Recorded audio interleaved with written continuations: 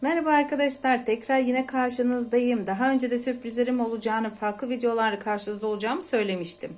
Şimdi yine sanatın farklı bir dalı olan kağıt örmeyi yapacağız. Farklı bir şeyle karşınızda olduğum için bu videomuzda da başlayalım isterseniz. Birkaç tane şerit yapmak için de renkli, farklı renklerde böyle parça kağıtlarınızı kullanabilirsiniz. Şeritlere ihtiyacımız olacak. Fakat zemin için daha koyu bir renk, yani siyah, mavi, kahverengi gibi renkler seçebilirsiniz. İstediğiniz alana katlayın kağıdınızda. İsterseniz kağıdın yarısı, isterseniz bütün kağıdı kullanabilirsiniz. Mantık şu: kağıdımızı kıvırdık ve şu aldığım bir cetvelle ve elimdeki maket bıçağını dikkatli bir şekilde kullanarak şöyle 2 santimetrelik bir boşlukta başlayarak yukarıdan da tepeye kadar değil, alttan da şöyle noktacıklarla belirleyelim isterseniz. Kendinize bir çerçeve oluşturun. Bu çerçevenin içerisine düzgün bir şekilde kıvırarak, içerisini düzgün bir şekilde şeritler halinde keserek bir alan hazırlayabilirsiniz. Bakın, çerçevemi oluşturdum. İşte güzel bir çerçevem var artık. Bu çerçevenin içerisine şöyle belli aralıklarla, çok ince olmamasına dikkat edin. Şu şekilde artık çizgilerinizi oluşturarak hep aynı boyda, aynı genişlikte şu alanı eşit bir şekilde keserek çizgilerle bu hale getirin. Önce bir hazırlığınızı yapın. Burada da daha önceden hazırlamış olduğum, kesilmiş olan alanım var. Şeritler halinde kestiğim bir siyah alanım var. Bakın, şöyle görünmesi gerekiyor, ızgara gibi. Ve bunlara kestiğim şerit halinde böyle farklı renklerde fon kartonlarım var. Bunları nasıl öreceğiz?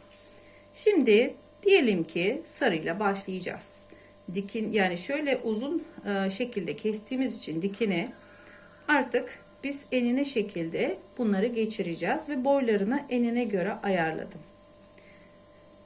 Başlangıçta şunlara dikkat edeceğiz. İlk 2 tanesi çok önemli bizim için. Şimdi ilk bantımı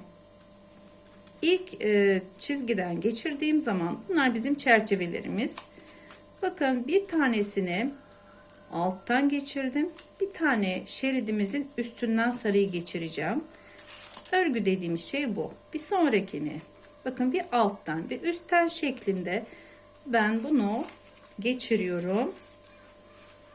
Ve böyle sıra sonuna kadar bir alt bir üst, bir alt bir üst diyerek bu örgüyü ilk sırasını bu şekilde gerçekleştirmiş oldum.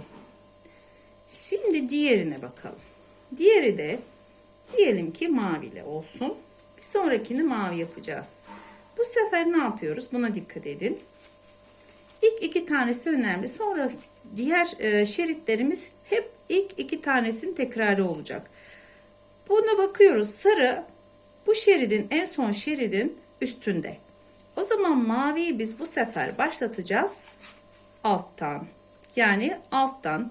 Bakın, bu şeridin üstünde, siyahın üstünde renk yok. O yüzden şeridin altından geçirdim. Nasıl geçirdiysem buna odaklanın. Bu şeridin üstünde olacak renk. Bakın, diğerinde yok çünkü. Ve bir alttan bir üstten şeklinde, zaten bakın bu üstten geçtiği için bu alttan geçmek zorunda. Burada renk var. Diğer şeritte renk olmayacak. Alttan geçirdim. Burada renk varsa alttaki, yani bir sonraki şerit, bakın, boş olması lazım. Burada renk varsa bu siyah şeritte alttan geçiriyorum bu sonrakini ve en sona geldim. Yine altta bitmesi gerekiyor. Bu örüntü ile, bu düşünce ile bu şekilde bütün şerit kısımlarımızı örebiliriz. Artık emin olduğumuzda burada hata yok diye uç kısımlarını da isterseniz yapıştırabilirsiniz. Çünkü bunlar açıldıkça sizlere arada oynama yapacak. Ben o yüzden sizler önünde bunları yapıştıracağım. Çeviriyorum. Bu kısımda da buralarını yapıştırmak istiyorum. Fazlalıklarını sonra keseriz. Daha güzel görünmesi açısından. Bakın şimdi. Sonra buralarını keser, düzeltiriz. Daha güzel görünürler. Elinde şimdi kırmızı var. Gelin mavinin yanına kırmızı yakışacağını düşündüğüm için şimdi sarıdaki aynı mantığı kırmızıda yapacağız. Ne yapmıştık? Sarı üstten başlamıştı. Biz de hemencine gidiyoruz. Bakın sarı üstteydi. Biz de üstten başlıyoruz. Şimdi sarıya bakacağım kırmızıyı geçirirken. Ne yapıyorum zaten? Tutturduğum zaman ilki üstten geçtiyse diğeri altta olacak. Üst alt, üst alt. Bakın alttakine de sarı neredeyse kırmızı orada olacak. Sarı neredeyse kırmızı orada olacak. Aynı şekilde bunu takip ediyorum. Bu bir örüntü gibi düşünün. Aynı şeyin tekrar. Bakın kırmızıyı da bitirdim. Şimdi yeşil takacağım.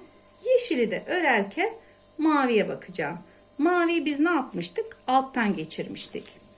Yani kırmızı üstten başladığı için biz de bu sefer yeşili alttan geçireceğiz. Bu şekilde alttan başlayarak örüntümüzü gerçekleştireceğiz. Hadi bunu da yapalım beraber. Ve sonra herkes kendi başına yapabileceğini düşünüyorum. Bir üstten bir alttan. Bir üstten bir alttan yine. Bu sefer maviye bakıyoruz. Mavideki örüntü nasıl? Mavinin aynısına bakarak yeşilimizi de gerçekleştiriyoruz.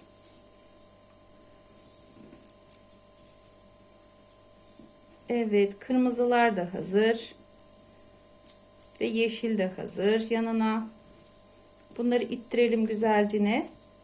Şimdi de uhumuzu sürerek buralarını sabitleyelim. Oynamasınlar daha fazla. Bu şekilde fazlalıklarını sonra keseceğiz demiştim. Yeşili de yapıştıralım. Bize sıkıntı çıkarmasın diye söylüyorum.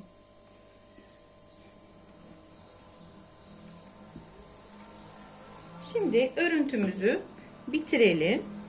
Örüntümüz sonuna kadar aynı mantıkla. Bir sonraki şeritimiz yine sarı olsun. Sarımızı,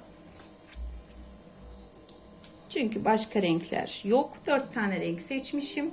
Yine sarımızı bu şekilde kullanırken bakın üstten başlamış. İkisini kullandık. 2 tanesini yine kullandık. Şimdi bakıyoruz yine sarıya. Buradaki sarıyı da aynı mantıkla kullanarak bu şekilde örüntümüzü tamamlayalım. Arkadaşlar gördüğünüz gibi tüm sayfamın bantlarını yapıştırdım. Yani bunların hepsinin uçları yapıştı. Fazlalıklarını da buradan keserek daha güzel bir görüntüye kavuşturmaya çalışacağım. Öyle de olacak zaten. Daha güzel görünüyor. İşte bakın. Bunu isterseniz bir halı gibi kullanabilirsiniz. İsterseniz bir evin duvarları olabilir. İsterseniz bir sepet olabilir. Bunlara daha kalın olan mukavvalar yapıştırarak bir yüzüne bunları farklı desenler şeklinde oluşturup farklı alanlarda kullanabilirsiniz. İsterseniz maket çalışmalarınızda bir halı olarak kullanabilirsiniz. Bir saha olarak, isteyenler üzerinde siyah beyaz oluşturarak sadece şeritleri şahmat oynayabilir. Ve birçok alanda bunları kullanabilirsiniz. İsterseniz bir tuval üzerine farklı farklı şu şekilde yapıştırabilirsiniz. Burada da farklı daha küçük olanları da olabilir. Bir kompozisyon hazırlayabilirsiniz. İstediğiniz renklerde ve konsepte uygun bir şekilde. Birçok kullanım alanı var. Bizler sizlere bunun nasıl örüldüğünü, mantığını kavratmaya çalıştık bu videomuzda. Ve benim söyleyeceklerim bu kadar. Bu kağıt örme çalışmasıyla ilgili. Bizleri izlemeye devam edin. Farklı teknik ve farklı videolarla yine karşınızda olmak dileğiyle. Videomuzu da beğendiyseniz beğenme butonuna basın. Ve altta yorumlara ne tür çalışmalarla karşılaşmak istersiniz, neler hazırlamamızı istersiniz gibi düşüncelerinizi paylaşabilirsiniz. Hepinize dönüt vermeye çalışacağım. Benden bu kadar. Sizlere kolay gelsin. Hoşça kalın.